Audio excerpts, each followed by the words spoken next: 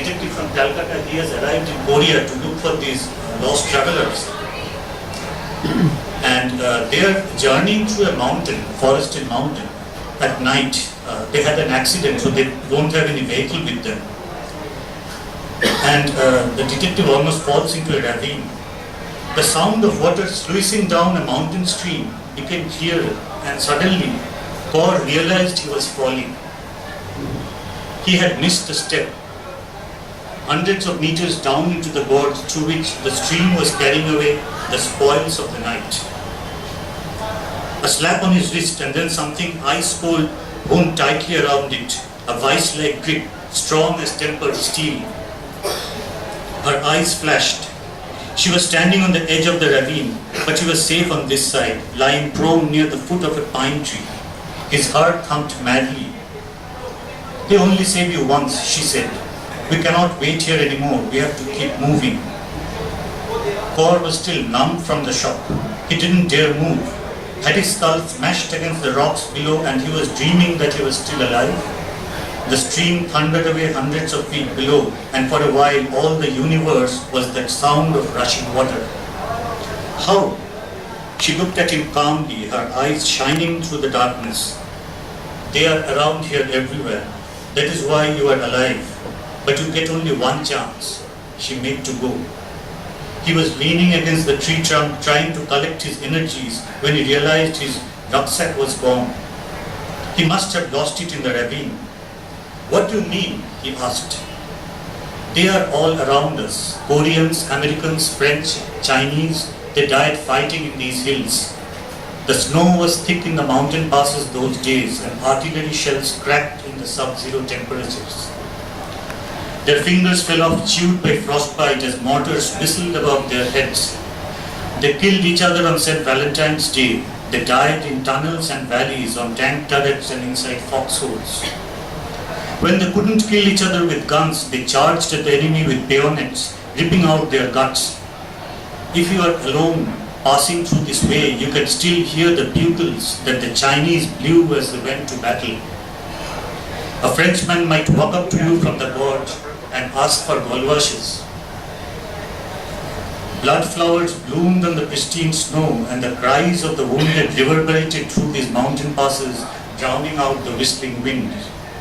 They have been kind to you today, but we won't be lucky a second time. We have to push on. Take a little rest and then keep following this track. It will lead you to the lost tourists. I have to move along. I will see you in a few hours." She had started to walk, and her words trailed off as she vanished around a bend in the track.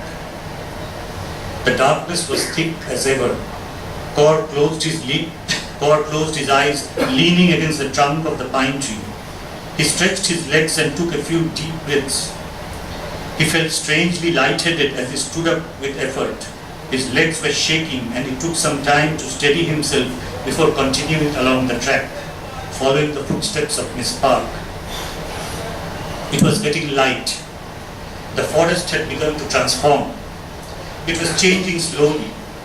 The rocks were whispering among themselves. Leaves rustled, and hidden creatures scurried through the undergrowth as a chorus of bird call broke out from the treetops. A faint blush was spreading over the soft line of hills, silhouetting the pine and the fir trees along the track. The light grew clearer. Row after row of green hills appeared through the mist. The trail was slushy, littered with leaves and branches, and the stream was never too far. He could always hear the sound of water filtering through the trees. The light grew brighter, hurting his eyes. Kim must have checked at the hotel and would be surprised to find him gone. Gradually the trail all but disappeared, and he had to make his way thrashing through trees. Presently he reached a hill meadow circled by giant trees, pine, silver birch and maple, but they didn't look like the trees he had seen before. Each was a giant, towering high up in the sky. He ambled through the meadow for a while. It skirted the hill, guarded by the lines of tall trees. Then he spotted a ginkgo tree. It looked like a hermit with a shock of wind-blown hair. Its branches were swaying in the wind. He was tempted to collect his ginkgo leaves now. It would save him a lot of money. But he continued walking along the green bed of grass. After a while he found a decaying log and stopped to catch his breath. He looked around at the procession of giant evergreens guarding this hill. He pinched himself, wondering how he was still alive. The grass was a fiery green. He caressed it with his hands. The stalks were cold from the night rain, and looking closer he noticed little pink flowers peeping out of the wet earth. Somehow they reminded him of the red blooms of blood on the icy mountain pass that Miss Park had mentioned. As he kept looking at the little flowers, he was enveloped by a pleasant perfume. The flowers were growing bigger. The stalks grew taller. The petals spread out wide. The scent was thicker now, stronger.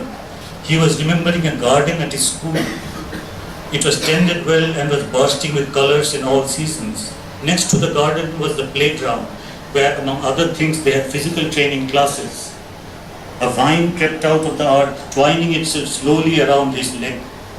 Little yellow flowers bloomed on the vine stalk as it slowly covered the tree trunk, enfolding it in soft, shiny greenness. Gradually the gnarled trunk transformed into a green bed of dew-drenched leaves and flowers, where he could sleep forever. A shadow fell across the log. He looked up and saw a man wearing a straw hat, standing in the distance. He kept looking, and slowly the figure of the man changed into a giant mushroom, pearl white.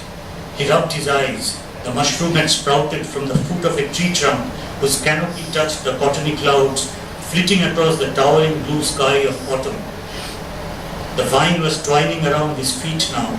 The tendrils tickled him through his denims as his legs were slowly covered by the vine and its bright yellow flowers.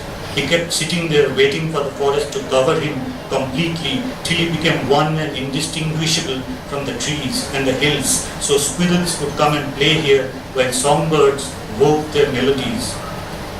Something in the distance caught his eye, a flash of color, flowers. The trail leading up to the meadow had turned into a riot of colors. The blush had spread across the hillside, enveloping the trail and covering the slopes. The purple, pink and white blossoms were swaying in the wind. Cosmos. But the flowers were bigger than the full moon on a clear night. He heard joyous cries of children. Kaur reclined on the log, perching himself on an elbow, and watched as two little girls came fleeting through the cosmos fields, singing in ecstasy. They took in the flowers with their dewy eyes, caressed the blossoms, lingered and drank in their beauty. Then they continued towards the meadow. A wave of joy washed over him as he watched the kids fleeting among the blooms like butterflies. The children came and stood where the giant mushroom had sprouted. They kept staring at the pearl white stalk, a bemused look on their faces. In a while they saw him resting on the vine-entwined tree trunk. He stood up to greet them, but they did not return his greeting. Instead, one of the two held out a little hand, offering him a grey scarf. "Thank you," he said. "Is it yours?" The little girl shook her head and pointed back in the direction from where they had arrived. Kaur was surprised to receive the scarf, but he took it. It was light like air. He wrapped the scarf around his neck, tucking in the ends in his shirt. His head swam a little and he sat down on the tree trunk. The cloth was soft and warm. It wrapped him like fire, driving away the fatigue, weighing him down over the endless night. So I will leave you here. Thank you.